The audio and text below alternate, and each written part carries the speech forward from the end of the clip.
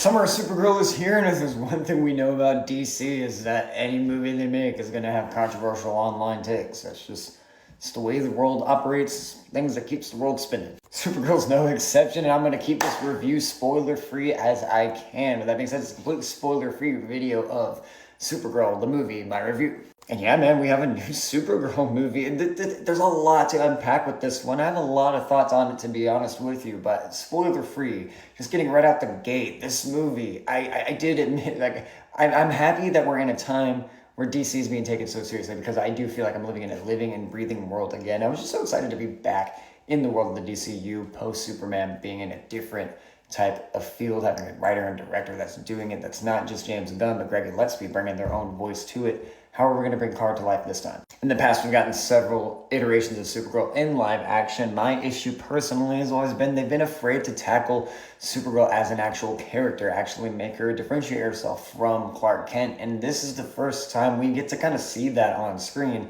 and actually have Supergirl feel like Supergirl. At least the Supergirl I know, who has that chip on her shoulder, has had that processing of the traumatizing loss of her parents, and has a little bit more of a weightier impact in the way she goes about things than Clark. Supergirl stars Millie Alcock as Kara Zor-El, and we follow Supergirl after the events of Superman, leading right into this one. And this movie is a direct adaptation. They have talked about it, at least not so direct as I thought it would be. It is, though, an adaptation of the story comic Supergirl Woman of Tomorrow. Woman of Tomorrow is one of my favorite comic book iterations to date. I love this story. It's so good. I'm really excited because I thought this would be a great chance to see this type of emotional narrative come to life. It's super cosmic, super out there, very character-driven in its nature to tell us about Kara and her inner turmoil.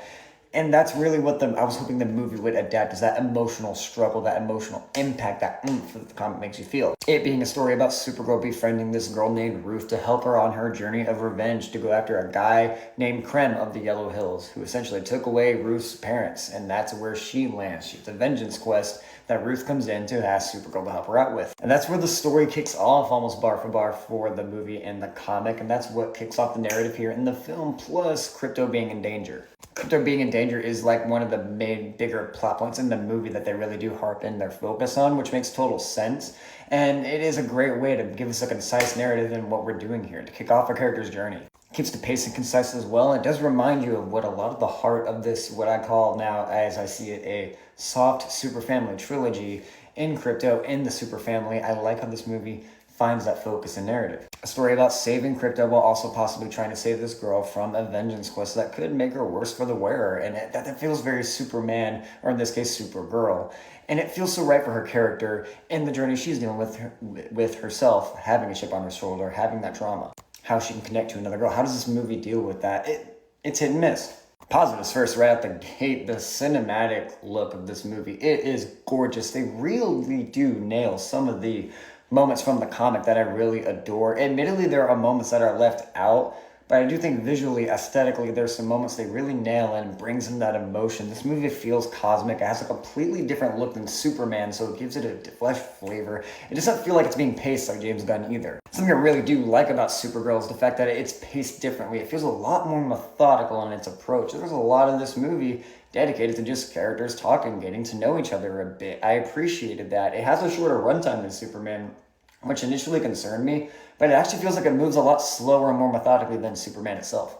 And I was hoping for that. I love that Superman movie. James Gunn's Superman is one of my favorite movies of all time, comic book movies let alone.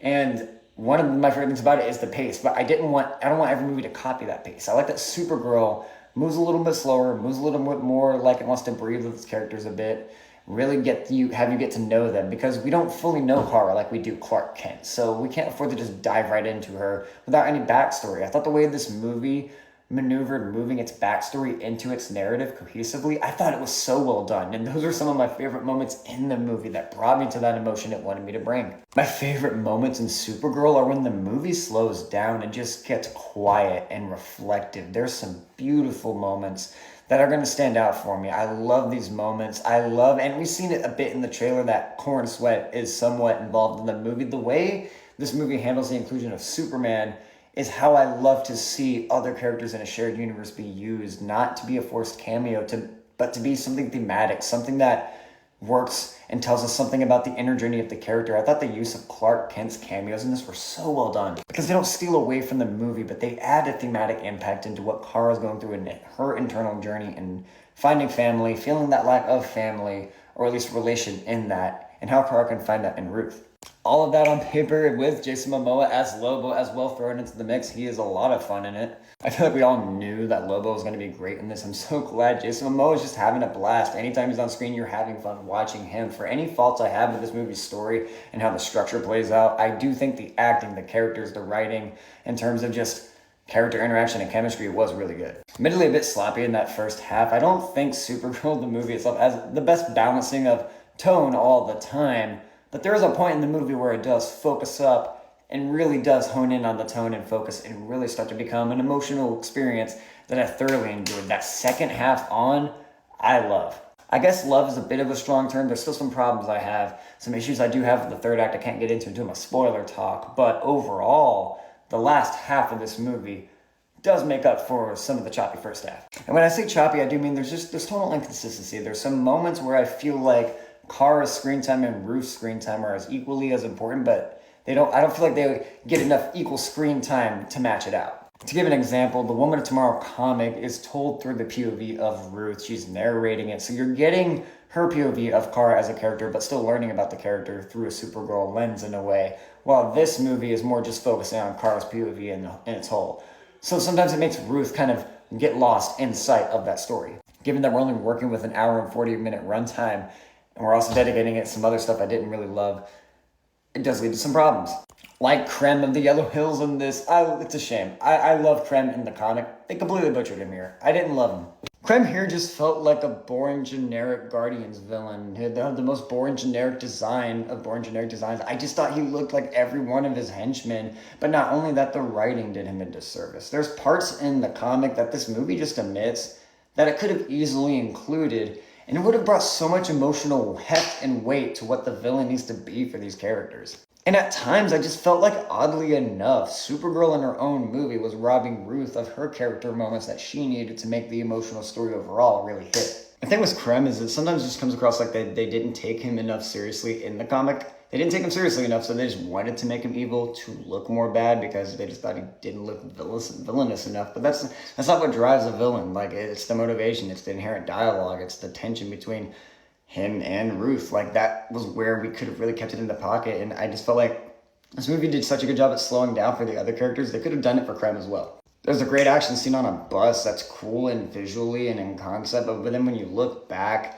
at the movie and the story overall, it doesn't really add much to it. It didn't really feel necessary. Could have dedicated that time to Krem development. There's also a few solid moments in this movie where admittedly it just kind of felt like over-exposition. Like, it didn't hide it as well as I felt Superman, the movie previously, where it had exposition. I thought this one sometimes struggled in that regard. Sometimes there were some lines that were just super on the nose in what we were explaining, and it felt like I was like, all right, we just need to talk down to the audience right now, tell them what's going on because we don't have time. But on one end, I do appreciate that Supergirl does hone in on the simplicity, really knows where to focus on in terms of character at times.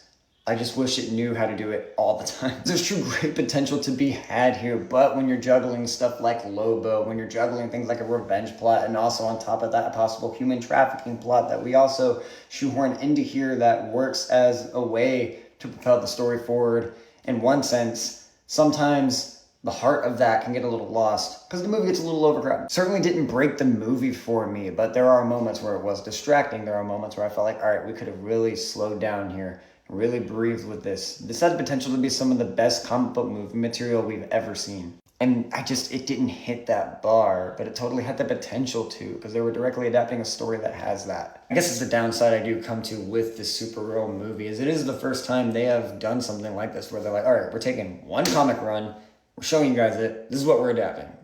Meaning, better hope it works. And like in moments where it doesn't, compared to when it does, it really stands out. Supergirl has contrast. For any moment that really, really works, really, really sings, and really, really gets me where I need to be emotionally. Like, there are two significant moments where I teared up in this movie, and it really hit me where I live. There's also moments that really frustrated me in terms of the pace, in terms of the villain handling, in terms of giving Ruth an earned character moment. There are moments in the third act where I'm just like, Did we just forget this is supposed to happen? Lily Alcock is excellent. She is the definitive Supergirl on screen, the definitive Kara in my eyes in live action. I love her character. I love how opposite and different she moves from Clark. How much more messy and much less reserved she is. Not as put together, she struggles. There's a visual storytelling element in this that really informs people on who the character of Kara is, and it's going to work so well for people who haven't read the comic, and informing people of who she is and why she's different from Superman. And that's all I could ask for in a movie like this. The action was pretty solid. There's some solid action moments in the movie. They're fun to watch. Admittedly, though, it's not the thing I'm walking away from Supergirl thinking about. I'm thinking about the quieter scenes, the moments that really stuck out to me, the small character, intimate scenes that felt like they were comic book moments stripped right off a panel. Moments where you turn the page and you're like, oh, this is a flashback. I wonder what it entails.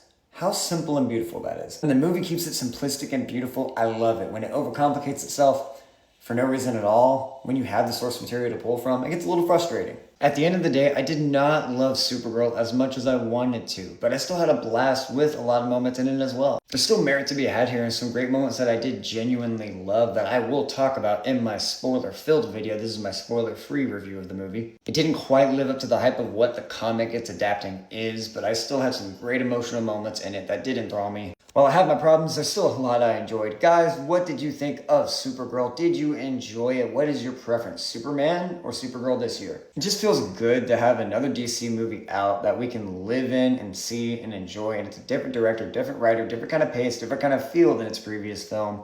But still something in the universe. And we're getting Clayface next, which is a rated R horror. Completely different tone there. That's kind of the fun of when these movies are divisive, at least in the DC realm, is that they plan to do different stuff to give that different authentic feel for each movie.